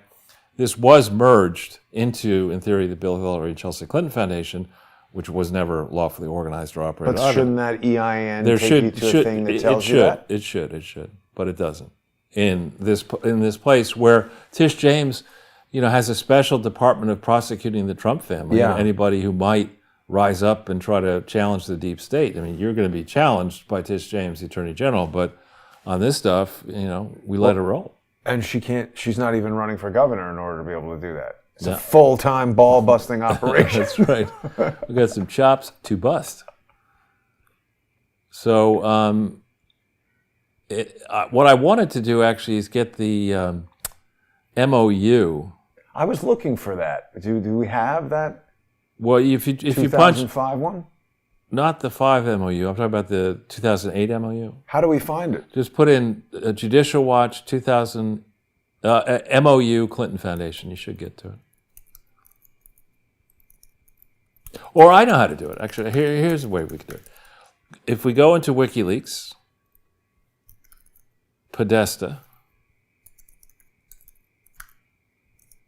and if you could put it up on the screen so I could see it, please. Yeah, the Podesta emails, and then let's go to that. Now, let's first, where it says sort date, just put, let's change that to email oldest first. And then the term we want to look for is N, as in Nancy, confess, one word, N, confess.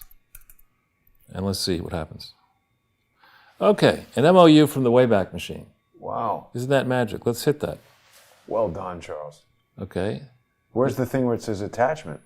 Let's see. Entire raw. Here we go. Below it says...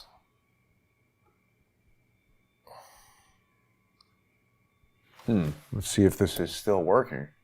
It might. If it isn't, there's another email that has it. Oh, look at this, Charles. Wow. Yeah. I'll tell you, this internet, it's really going to catch on. It's fantastic quite that useful. you invented it, right? Yeah. So this is a letter dated December 18th, 2008. Now, why do we think this letter went to the Senate December 18th, 2008? Well, why is it somebody redacted it? Yeah, but why do you think the MOU was struck on December 12th, 2008? December 12th? Yeah, you'll see in a second. But why do you think? I mean, what was Bill Clinton? Something to do with that changed thing. Where was Bill Clinton on December 2nd, 2008? Hong Kong. Oh, right. You had to come back from Hong Kong. You didn't want to talk about that in the MOU, that you were just over grifting with the People's Republic of China in Hong Kong, trying to get all kinds of favors out of them for your cronies. Wouldn't want to talk about that. But if we go to the next page, I think. John Kerry signed this. The not-so-merry John Kerry. But that does not look like he actually signed it. It's probably RoboPen, whatever. All right, this is you notice this. This is this is a document that to the uninitiated you'd say, "Wow, a memorandum of understanding. I hadn't heard of those before. Must be important. Must be a lawyer understanding. Yeah, It's got a date and everything. Memorandum. Fancy. Fantastic. It's not even a letter. And here we go. It's an agreement. Oh. In addition, all right. But the fact that the William J. Clinton Foundation doesn't legitimately exist. Never mind that. And that the office of the president-elect is an entity that goes out of business on January 20th, 2009. The fact that Bill Clinton's not a party to this agreement, so it doesn't bind him. The fact that it isn't... doesn't bind anybody. Right. So, and you look here, to me, when it starts out in the whereas section, it's all fucked up. That's when you call the associate, or you get somebody to call the associate and say, listen, do you like working here? Because I could fix it. I know somebody who might have liked working there, but doesn't work there anymore. So you look at this, a single entity, the William J. Clinton Foundation. No, it's not a single entity. It's not an entity at all. There's no articles on December 12th, 2008. Right? And who knows what the name of it was? Who knows what all these... None of these supposed constituent parts... The Presidential Library was conveyed to the National Archives by a joint use and operation agreement that is completely gutted by the activities of the Clinton Foundation from November 18th, 2004 to the present. There is no such thing as the Clinton HIV/AIDS Initiative or Climate Initiative or Hunter thing or Juicer thing or Economic or Alliance or the Clinton Global Initiative. Yet you put this in this MOU and you send it around to all the senators. Oh, that's good. What the hell were you thinking? Right. And then look at the modest. This is the kind of person who's like trying to think, if I'm going to lie about my accomplishments, Make it big. Huge. In 8 years, we had a global non-governmental with 1,100 people in more than 40 countries, in offices where we haven't bothered to register properly, in New York, Little Rock, Boston, and many other places. But, well, by the way, who owns these real estate properties where they're renting these offices? Because they're getting a lot of money. Maybe. Yeah. And it says working in collaboration. They've helped 1.4 million people living with HIV and AIDS. How did they count those up? Hillary could only count up to 6. Counting by the pills. Right? So, go to the next page. They brag about Chai. They brag about... He's always been a drug dealer, hasn't he? One way or another. John Lasseter. I mean, not John Lasseter. Doug Lasseter? Whatever. No. But so they brag about the president. Dan Lasseter. Dan. John Lasseter is an animator who was accused of, he was the head of Disney, accused of sexual something. Pixar. But I think we'll get to this. This is fantasy about the HIV/AIDS initiative doesn't exist. And here's the Clinton Global Initiative. It's an annual meeting in New York. Really? How come there's no evidence of that? How come it wasn't? I thought you said it was at the Hilton.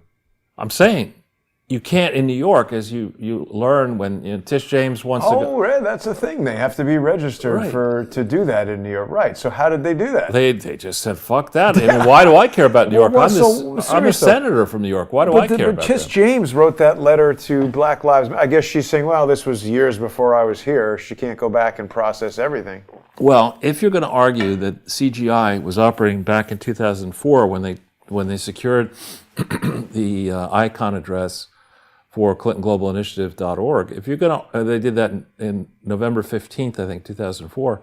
If you're going to make that argument that you did that from New York, then you better have registered in New York the DBA. Yeah, they said it right there. Yeah, the doing business as thing. You've got to go through that in each county in New York. So if you want to have an office for Dennis Cheng down in Brooklyn, raising money for or Water Street, Brooklyn, and Viking, the London School of Economics, and Swarthmore, and who knows what else he likes. Fabian socialism. You've got to actually register this DBA, which of course they never did. And again, if you're Jaime Manouche or Vinny Bombats or the people that Rodney Dangerfield talks about, and you're making cannoli and whatever conditions. Vinny Bombats was the doctor. Right, I'm just saying. But if your primary occupation is just preparing foodstuff of various ethnic varieties, you don't necessarily care that your charity is all fucked up. But if you're a senator representing New York as a carpetbagging and not asshole, even registered in New York, right? And you've got these things back in Arkansas that you're doing. You would have thought that somebody, the person in charge of being careful, if there is such a person, Uma Abedin or somebody on Hillary's staff, would be saying, "Listen, we can't go down this road. We can't. If we're going to do all this work in the guise of charity, let's make sure the paperwork is correct, because somebody's going to make the argument when you run again, if you run again, that if you can't even file papers for a charity correctly, how the hell can you be president and commanding chief officer, commander-in-chief of the United States of America? How can you do that? You can't even get paperwork right. Well, here's another question. Can you earn a Master of Science in International Relations from the London School of Economics Yes. and not be a Fabian socialist? Oh, that I would guess it's difficult. I think no. Yeah. So here we have, in the State Department, a Fabian socialist. Top fundraiser, for various Hillary Clinton. It's crazy. Yeah, and where's it? I mean, I love Chinese food. I have had great experiences across China. But I hate Fabian socialists. But who is this guy? Fabian socialist. But I mean, where was he raised? Who are his parents? What are their business interests? What were their business interests if they're not alive? How did a young kid get inserted into the Clinton Foundation and the Clinton orbit in her Senate reelection campaign and in her State Department role? How did this guy get this job? And what has he been doing ever since then for the Clintons? And did anyone stop to think, maybe he could have a Dianne Feinstein problem? I'm not saying I know that he does have that problem, but it's certainly possible that he might have such a problem. Now he's Cheng Strategies. Oh, that's new. I wonder how he came up with that name. And this is the Onward Together. Is that the Obama one or is that Hillary? Hillary? Yeah. That's her campaign. Oh, and he's working for Biden. Yeah. Beta works. Beta males. National Finance Director for Hillary. Chief Development, I'll bet, Officer for... And then Finance Director for the re-elect. It's not...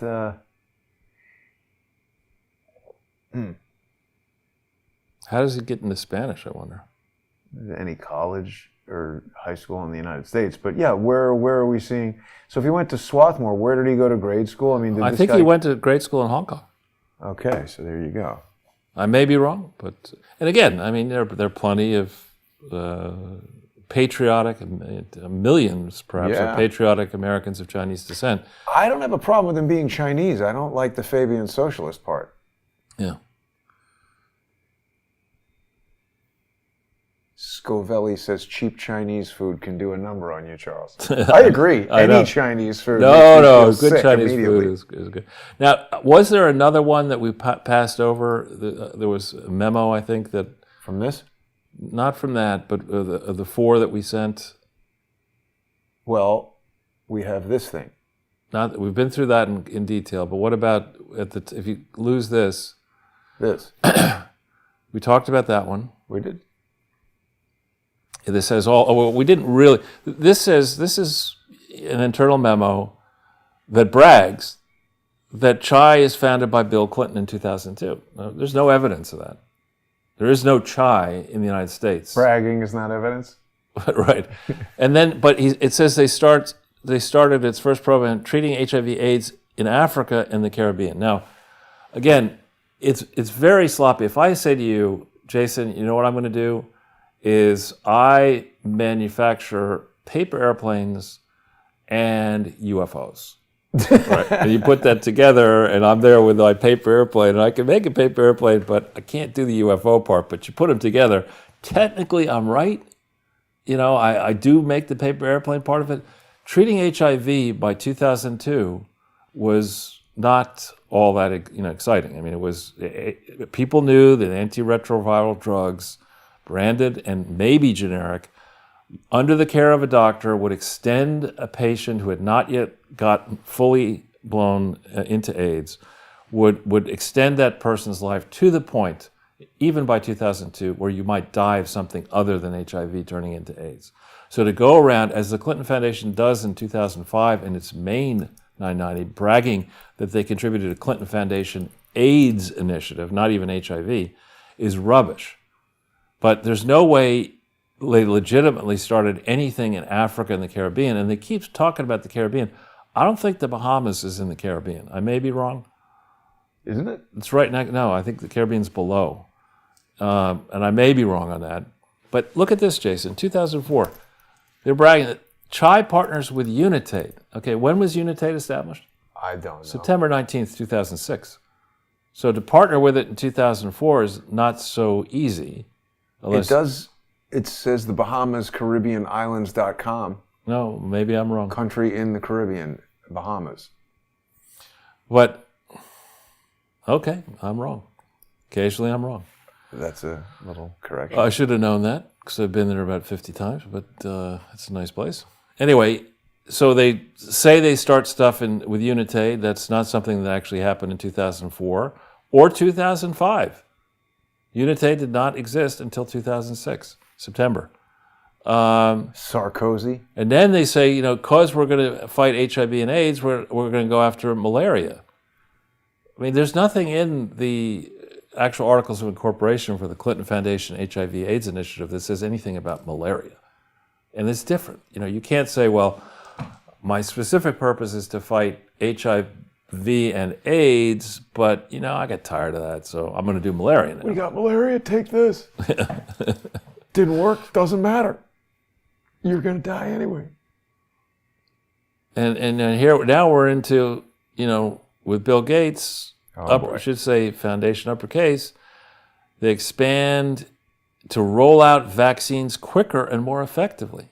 Oh. Well, and saying they're dealing with rotavirus and pentavalent vaccines. Now, I don't know what those are, but that has nothing to do with HIV and AIDS.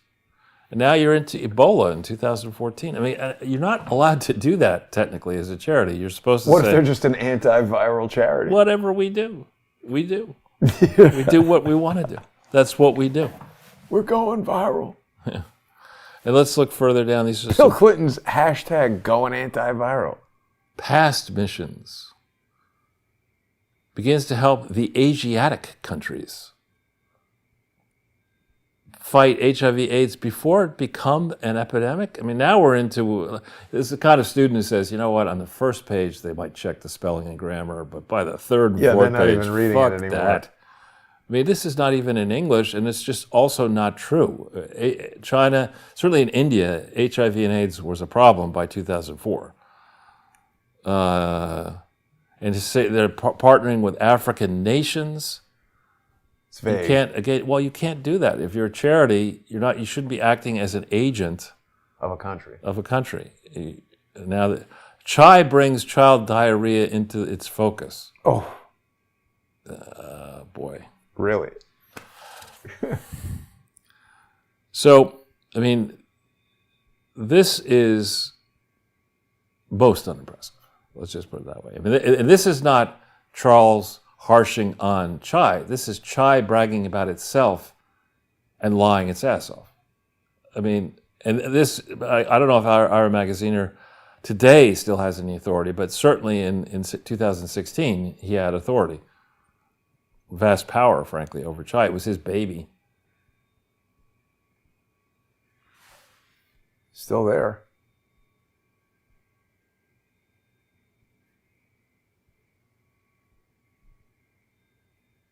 Yeah. Wow. So that's where they're working. Yeah. And again, I mean, I hope that I'll be able to travel at some point by air and go back to places I've visited in the past. But I would bet that if I went back to Nairobi, and throughout, people gave me crap for calling it Kenya, but Why? What's it supposed to be? some people call it Kenya, some people call it Kenya. I'll call it whatever I want. Ken's house. But but the point, if I went back and walked around, where I used to stay, and in downtown Nairobi, and then down in Mombasa and up in Malindi and other places, I bet you it hasn't changed that much. I bet you there are still the same problems that I observed in 1977. I'll bet you, in addition, that the amount of money that has been raised, in theory, to help the poor people who live there Hasn't gotten to them. has been staggeringly large. And the virtue signalers who are in Vital Voices, who are at the Gates Foundation and the Clinton Foundation and other crooked, leaky foundations, they have cocktail party after social event, taking themselves very seriously about all their good works, rushing from one conference to another conference, while the poor, afflicted people of Kenya and Uganda and Tanzania and across Africa and Asia are just wallowing in the same crap. They have not yet created platforms. How could Facebook originate out there in California to be the gigantic company it is? How come there isn't, I don't know of a single large company that's been created in this country? Well, they can't even afford photogrammetry. The whole place is 2D.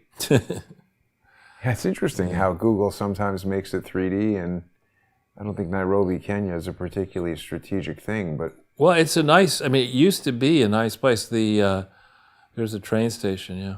Used to be, just look over here. This is Anti-Terrorism Police Unit, ATPU. I bet it would come up with a better name than that. Here, Is that it? Where they follow the train cars. Oh, yeah. You'll see. When I was there in It's the Loco Dispensary, so if you keep going, actually, up you'll see. When I was there in 1977, you could, for $20, one way, I think it was, you would leave this railway. It's about where it is. You've gone past it, I think. But you would leave this rail station, I want to say at 6:30 in the evening, and for $20, I think you would it might have been $20 for the ticket and another $20 for dinner or whatever, but you would get a first class, beautiful bunk and place to sleep at night. And you would go into the dining car and you would actually have fantastic food. And you would watch as you left.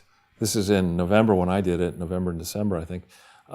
You would watch the sun set over the Nairobi game park, which is used to be on the outskirts of Nairobi. I'm not sure it is anymore, if they have still a game park. And then you'd wake up in the morning, I think in either Savo East or Savo West. Yeah, this is the railroad. Maybe it's still good.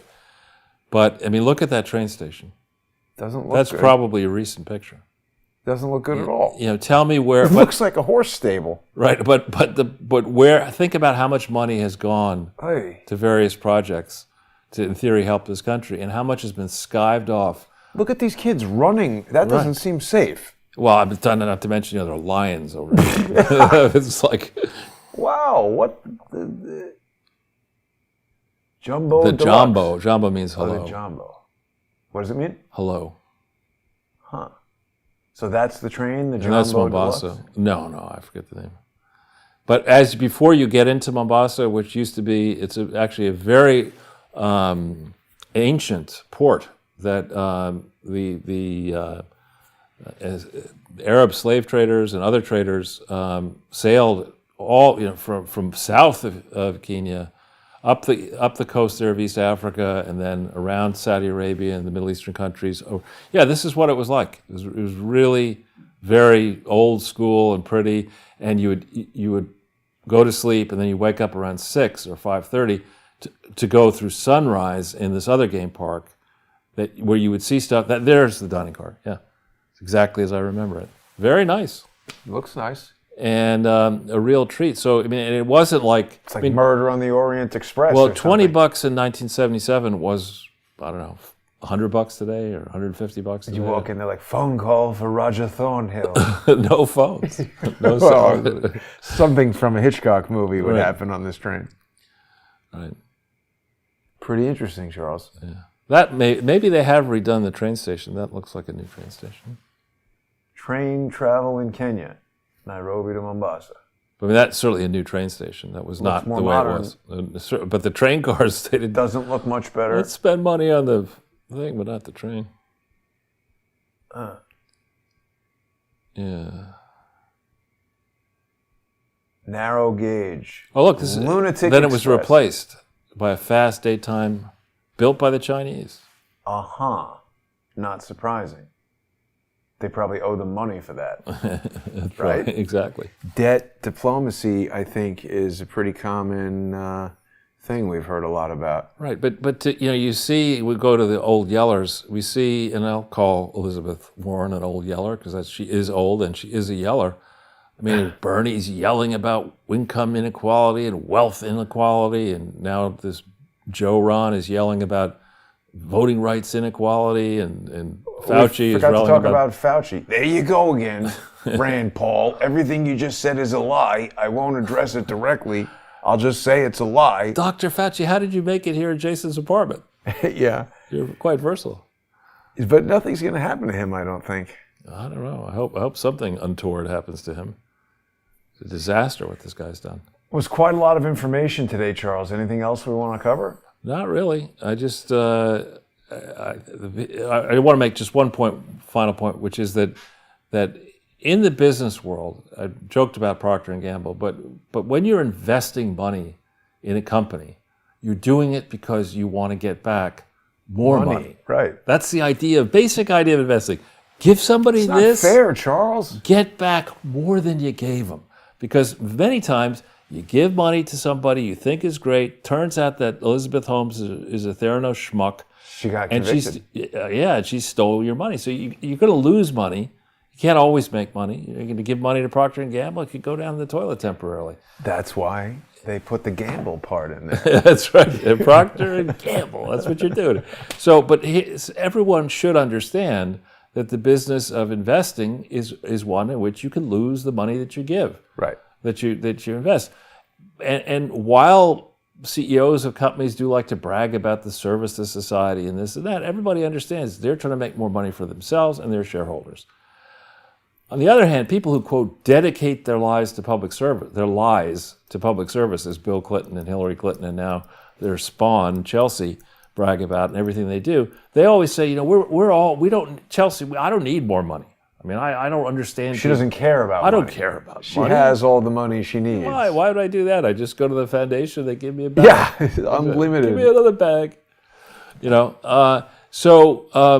I think that it is really worse than unseemly for Elizabeth Warren and 3 homes, fancy car, private jet travel, Bernie Sanders. Elon Musk should be paying more taxes. I did, fucker. Right. Yeah, I love it how he went right on her and he was like, I'm about to pay more taxes than anybody ever has. And she's like, I'm going to talk about something else right away. And just imagine that was never said. Yeah, want a beer, honey? Yeah. He's like, no, I'm having nothing to do with this. I'll be in the other room. Ugh. Horrible. Yeah. Well, there we go, Charles. We're closing in still, and I want to thank everybody who's been watching. I think some people are just realizing now that we have this Sunday with Charles YouTube channel. It's a great way for people to keep up with the simulcasts like this one of today's show.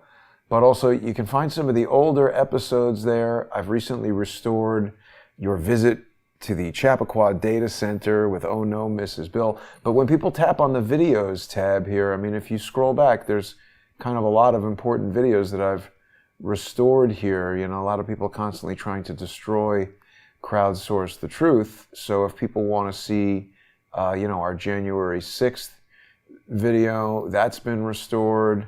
That's very important, actually. Yeah, so there's a lot of good stuff here that people can check out. And, it's always useful, I think, if people want to keep track of Crowdsource the Truth, just subscribe to all these channels, and that way, if anything unexpected goes down, people will know where to find us, where to get the latest information about Crowdsource the Truth. People can also follow on Twitter, Charles. A lot of people follow you on Twitter. Somehow when I go to Twitter here, it always goes to Barry Diller first because it's clicking on some previous link, but of course people can follow you on there at Charles Ortel. Excellent follow that I highly recommend. People can Thank you, Jason. Follow me on Twitter at CS The Truth. This is the best way to prevent yourself from being disconnected from Crowdsource the Truth when strange and unexpected things happen on YouTube. I also want to remind people that they can support Crowdsource the Truth by going to subscribestar.com/crowdsourcethetruth. or patreon.com/crowdsourcethetruth or crowdsourcethetruth.com. Just Google Crowdsource the Truth. You're going to run into all kinds of Crowdsource the Truth stuff. Charles, thanks for a great presentation. Thanks everybody for watching. Don't miss tonight, 8:30, High Dive with Lee Stranahan. We've been digging into some interesting stuff, so join me for that.